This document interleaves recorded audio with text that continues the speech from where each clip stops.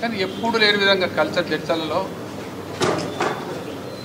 జడ్చర్లలో ఒక మంచి రాజకీయ వాతావరణం ఉంది.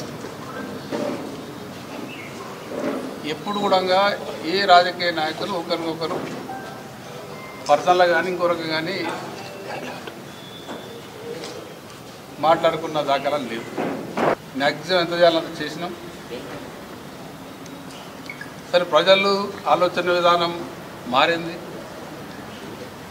ఇంకా ఎక్కువ చేయాలని, ఇంకా ఎక్కువగా చేస్తారనుకొని మిమ్మల్ని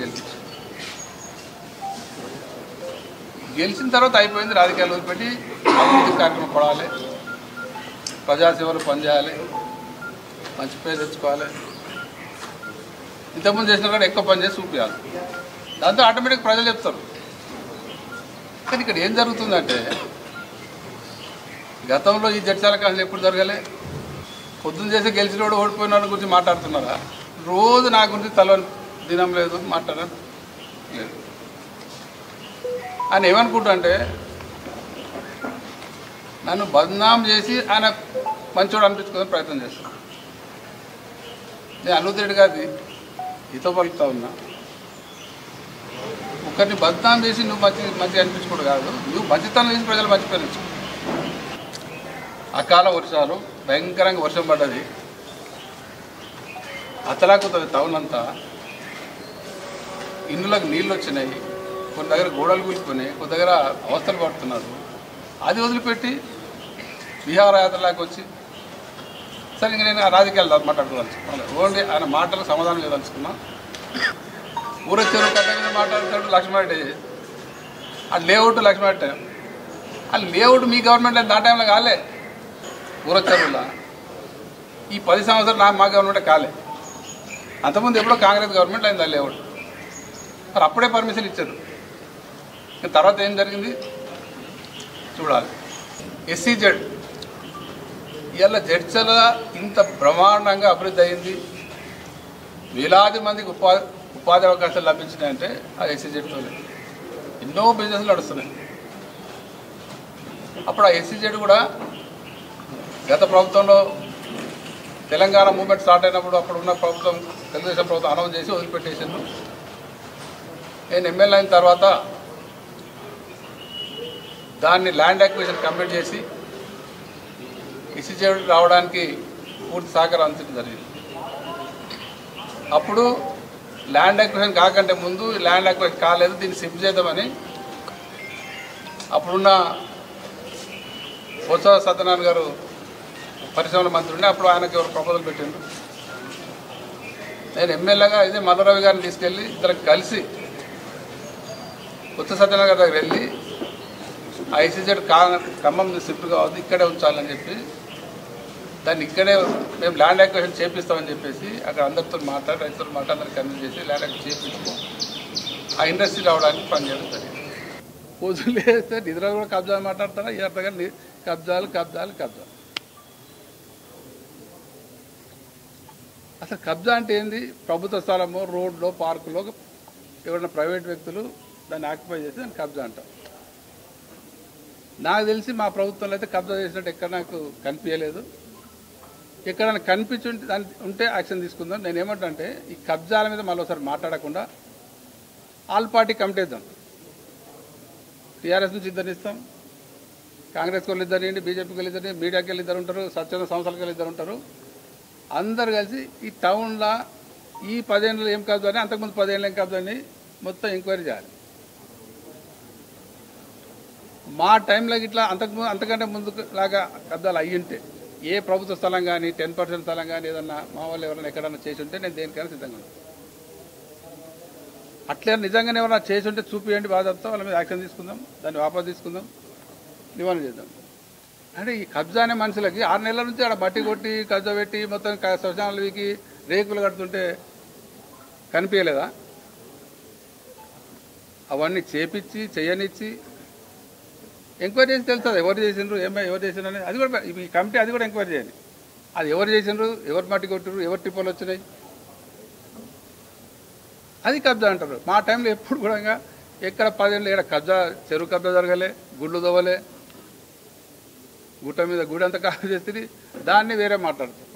ఈ హాస్పిటల్ గురించి మాట్లాడదు మళ్ళీ అయ్యకున్న వాళ్ళందరికీ తెలిసి ఉండాలి హాస్పిటల్ గురించి. జడ్చర్లకు 100 పడకల ఆసుపత్రి అనేది శాంక్షన్ అయ్యే అవకాశం లేకున్నా నేను మంత్రిగా ఉన్నా కాబట్టి జడ్చర్లకు, ఎందుకంటే మామూలు పక్కనే ఉంది, అవకాశం లేకున్నా శాంక్షన్ చేయించాను. వాళ్ళకు డబ్బులు కట్టించి, నా సొంత డబ్బులు కట్టించి ఆ ల్యాండ్ను గవర్నమెంట్గా రిటర్న్ చేయించి అక్కడ హాస్పిటల్ స్టార్ట్ చేసి. అయితే అప్పుడు ఏమైందంటే ఆ రోడ్ కిందికుండే, హైవే కాకుండే, పాత రోడ్ ఏంటంటే కిందికుంటే దాని ప్రకారం అధికారులు నేను తర్వాత అడిగితే ఎందుకు ఇట్లా అయిందంటే ఆ పాత రోడ్ ప్రకారం లెవెల్స్ పెట్టింది. అప్పుడు ఇది యాక్సిడెంటల్, ఎప్పుడో ఒకసారి సంవత్సరంలో ఎప్పుడో ఒకసారి 5-10 ఏళ్ళకి ఒకసారి నీళ్ళు వస్తుంది, అది కౌంట్ కాదు. అది కూడా 2 గంటలు నీళ్ళు వెళ్ళిపోయినాయి. అవి ఎట్లా వచ్చినాయి? హాస్పిటల్ తప్పు కాదు, అది పైనుంచి వరద అంతా అక్కడ తట్టుకొని తగిన ఇక్కడికి వచ్చినాయి, మళ్ళీ దాన్ని క్లియర్ చేసి వెళ్ళిపోయింది. దాని మీద చర్చ మళ్ళీ దాన్ని నిన్న అంటుండు కూలగొడదామని. నో ప్రాబ్లం, నేను చెప్తున్నా, నేను అది కొని స్థలం అక్కడ కట్టించిన కాబట్టి నువ్వు 3 ఎకరాలు కొని స్థలం జడ్చర్ల టౌన్లో, అది దూరమైందనో జడ్చర్ల టౌన్లో ఆ బిల్డింగ్ నేను కడతాను నా ఖర్చులతో. అది ఆన్నే ఉండని, దాన్ని ఏం చేస్తాం, ఇంటికి వాడుకుందాం, ఏం చేస్తాం వేరే. వచ్చే వర్షాకాలం లోపల ఇవి 15 రోజుల కానీ 4 రోజులని జడ్చర్ల టౌన్ మధ్యన ఒక 3 ఎకరాలు కొని స్థలం చూపి ఆ బిల్డింగ్ నా సొంత డబ్బులతో నేను కడతాను. నేను దాతలతో తీసుకుంటున్నా, ఇంకోటి చేస్తాను, నేను చేస్తాను, నేను ఇక అవినీతి గురించి మాట్లాడతాను. సిఎన్ఆర్ ఫౌండేషన్కు మీ అందరి ముందర మాట్లాడింది. కంపెనీకి వెళ్ళి డబ్బులు సిఎన్ఆర్ ఫౌండేషన్ అకౌంట్లోకి వచ్చినాయి. లక్ష్మణరెడ్డి గారు మొత్తం వాడుకొని కొంచెం ఆడబెట్టిండు. సిఎన్ఆర్ ఫౌండేషన్ కానీ ఇంకో నాదేదన్నా ఫౌండేషన్ ఇంకేదన్నా కానీ ₹1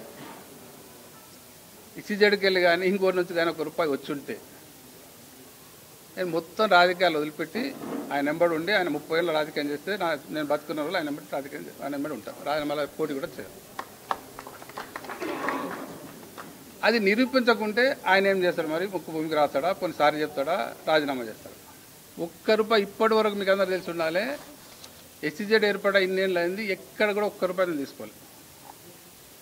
అచ్చా, మీ అందరి ముందర ఏం మాట్లాడి ఆయన అంటే, ఎస్సీజెడ్కి వెళ్ళి వచ్చి నా దగ్గరికి నెలకు 70 లక్షలు ఇస్తున్నారు,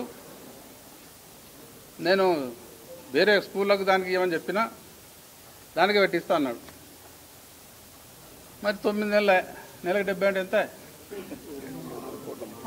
దగ్గర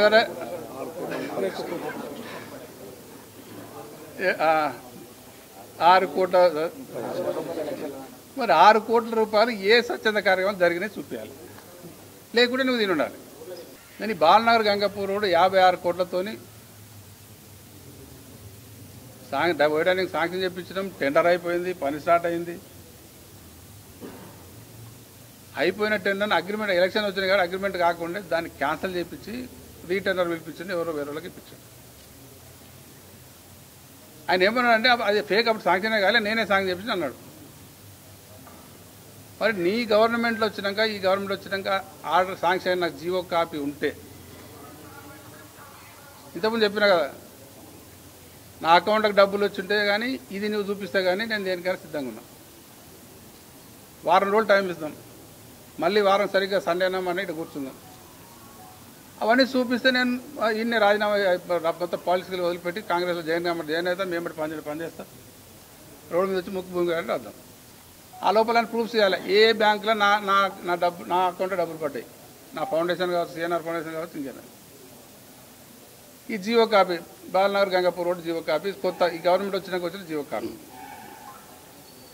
ఈ 2 చూపిస్తే నేను దేనికైనా సిద్ధం. చూపించకుంటే ఆయన మరి దేనికి సిద్ధమని మీరు అడగాలి. మరి రాజీనామా చేస్తాడా, ఇంకోటి చేస్తాడు. నేను అది కూడా రాజీనామా కూడా చేయమని చెప్పాను. ఎందుకంటే ఆయన 30 ఏళ్ళు వచ్చి చేయని సారీ చెప్తే చాలు ప్రజల్లో, మరోసారి చెప్పకుండా చాలు.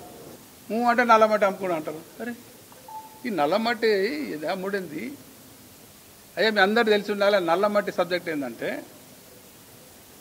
ఉదండాపూర్ రిజర్వాయర్ శాంక్షన్ అయింది, అక్కడ కర్వెనా రిజర్వాయర్.